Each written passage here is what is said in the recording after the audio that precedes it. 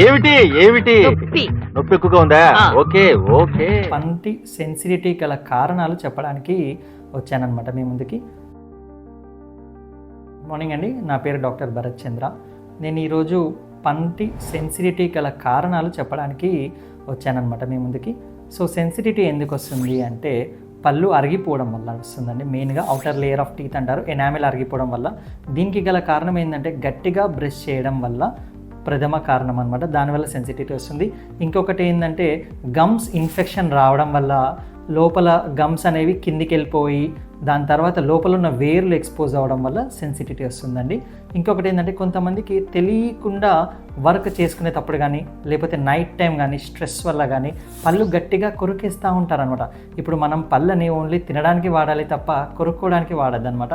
So అలా గట్టిగా కొరికేయడం వల్ల, కంటిన్యూయస్గా కొరకడం వల్ల తెలియకుండా స్ట్రెస్లో దానివల్ల కూడా సెన్సిటివిటీ అనేది వస్తుందండి. అండ్ ఇంకొకటి ఏంటంటే ఇంకా అందరికీ తెలిసిన రీజన్ ఏంటంటే కూల్ డ్రింక్స్ లేకపోతే యాసిడ్ బెవరేజెస్ ఇట్లాంటివి తినడం వల్ల కూడా పంటికి సెన్సిటివిటీ వచ్చే కారణాలు ఉంటాయండి.